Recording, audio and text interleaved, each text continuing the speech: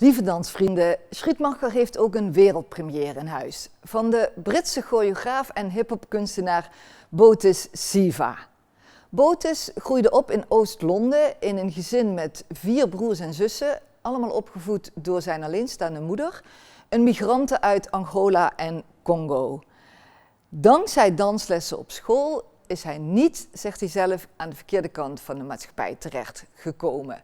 Die danslessen op school die motiveerden hem uiteindelijk om zelfs zijn studie in te ruilen voor een carrière in de underground scene van de hip-hop.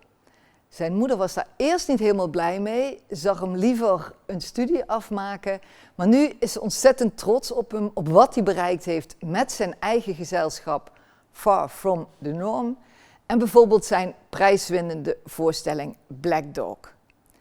Heel veel inspiratie haalt hij uit het dagelijks leven en vaak ook uit wat er zich afspeelt achter gesloten voordeuren aan tragedies.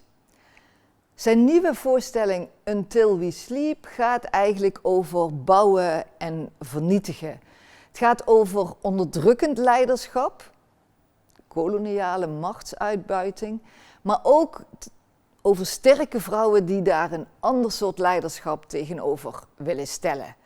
Centraal staat een soort oermama, die misschien wel ook verwijst naar voorouderlijke geschiedenissen.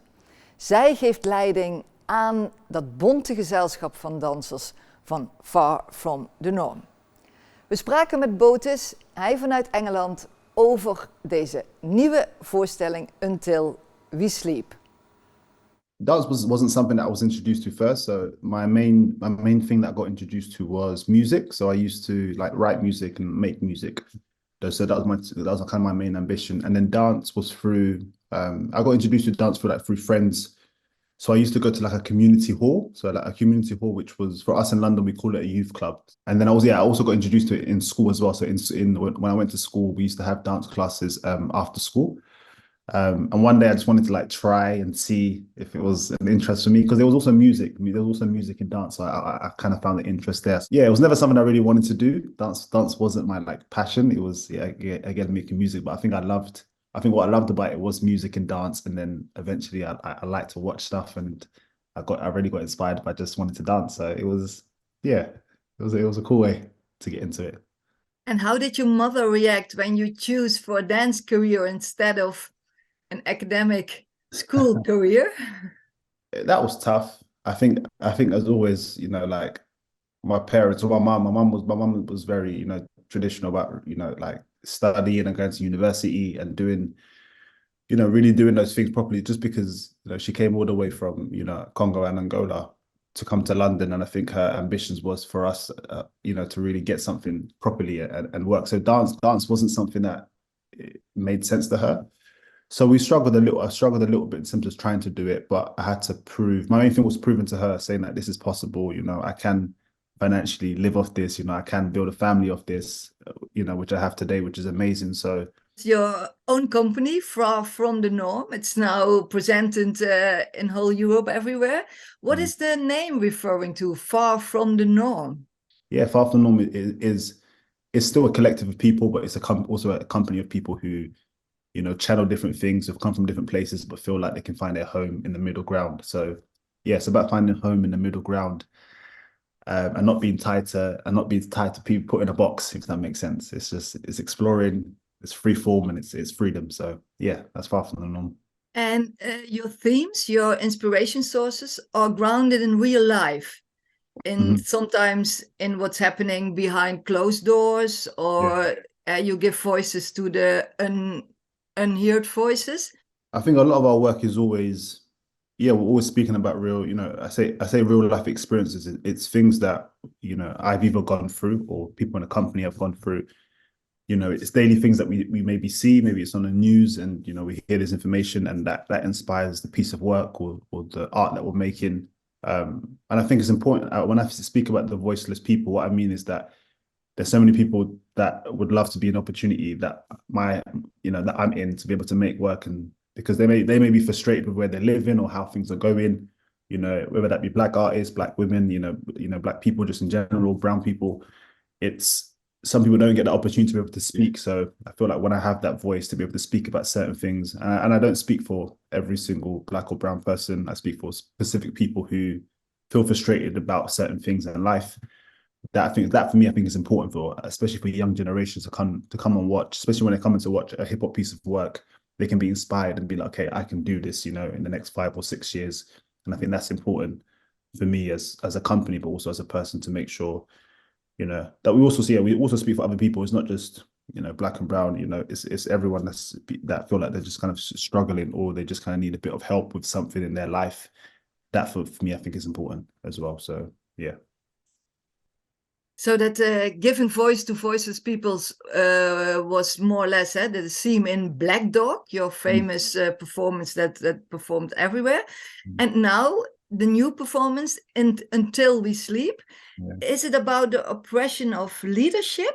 I think it does the work. It does look at a leader and how a leader can lead within today's society, and with also, you know, a leader is one person, but also a leader is a human being that goes through so many different stuff, you know, their own personal things that they have to also deal with.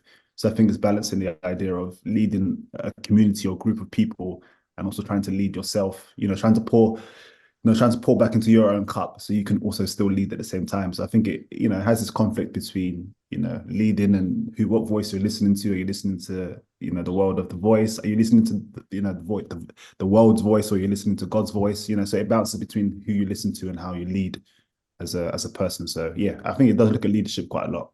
It's a woman basically, yeah. It's a woman that we see who is the leader of this community, and she yeah, she goes through this kind of twisted, kind of mystical journey that she tries to figure out who, and you know, it's like a hero journey, you know, character. It's this person who goes through quite a lot of obstacles to understand who and what she is, and you know, where does she go to next, basically. It's an abstract version of obstacle, so it's not like linear, like this is the obstacle that she goes through, but she tries to deal with, you know, her emotions and herself, and a lot of it sometimes just feels like a dream, but it's not. It's also it's reality. You know what she's dealing with. She's dealing with obstacles that are in reality, but they feel like dreams. That makes sense. And is it inspired by your mom? The original show was called Mama first, so we had like two titles. So now it's called Until We Sleep. So just explaining that the original title was called Mama, and originally the show was meant to be a double bill. So it was meant to be a solo show for myself, a solo piece for myself, and also a group piece. So it ended up being one piece which we called Mama, which was originally inspired by my mum's, you know, like upbringings and my mum's like philosophy and her ideas of how she grew up. And that kind of changed over time to Until We Sleep. I think I went through a period of I would say again obstacle. I went through a period of human obstacle, a period where I just found that what I was talking about, it wasn't right for the time that I needed to talk about my mum. I think I needed more time for that piece. But I think Until We Sleep was more focusing on, you know, the women that we see in this piece. So I think it's, yeah, there's elements that are inspired by my mum, but it's not about my mum in general. I think it's just there's maybe some elements in terms of music or themes, but not like a central um, thing for me. And what kind of music and dance styles can we expect it in Until We Sleep? So I normally I work with a composer called Torben Sylvest, and he is it's weird to say he's a hip hop producer. He's this, but he works. Like his first love of music is making hip hop music. So always the music comes from hip hop inspired.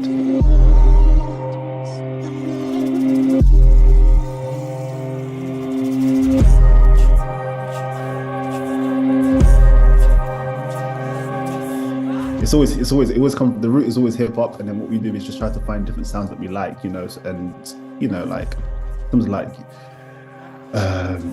influence of like jazz music. And when I say jazz music, I mean like the influence of the idea of how like jazz musicians can just kind of play and things can kind of just go like, for me sound quite crazy, but also sound magical. So there's kind of we take inspiration from kind of these different places, whether it be jazz, electronic music, house music, so there's kind of different inspiration in terms of the music that kind of brings it together. But in terms of movement, pretty much the movement's probably rooted in, I say, like popping, crump, house, and contemporary. Like it's really like a amalgamation of these like small things kind of not put together, but kind of like established throughout the piece.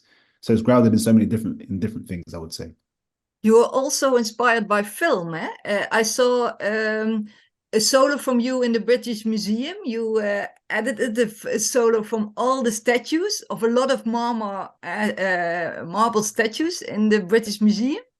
I think with a lot of films that I like, sometimes when they don't have like a clear narrative, that for me also inspires me because it's like they're kind of just using visual representation. I think yeah, visual representation is one thing that I really hold on to, is the idea of a visual and being able to make that kind of, image or painting come alive. And I think in movies, I think that happens quite a lot where you can see an image and it turns into so many different layers and different things. So I think for me, yeah, paintings and films and anything that's kind of visual that has something, I love. You are also very inspired by your Christian belief, your Christian religion. I mean, my faith, just because it's something that, not just something that I grew up with, but something that, like I said, has helped me, but also allows me to kind of really understand the world, because it's hard to live in a world where it's like everything can be super troubling. And I think my faith just brings me back to a place of peace, but also understanding that many of these things that are happening, you read about in the Bible, you'll read about some of these stories which are happening now. So I think it's just, and a lot of the work that I make, even Black Dog, a lot of it was using gestures and symbols from my faith, and making sure that comes out. So yeah, the work can feel like it's chaotic and it's chaos. At the end of it, most humans, I would say, some, maybe not all, we're all trying to find peace within ourselves or within the world. And that's hard to find, especially now as we're living, because there's so much war, or things happening that you realize. And, sometimes even in my faith, I don't understand. Sometimes I'm like, why would there be why would a God who is so loving do, these things to the world? And I have to understand that, like, it's not in my control in that way. I just have to understand that whatever peace I can bring, if it changes one person's life, then there's a change in something. So okay, thank you, Botis. We are really looking forward to your coming to Schietmacher with the performance Until We Sleep. yes, Thanks for your time. No worries, thank you.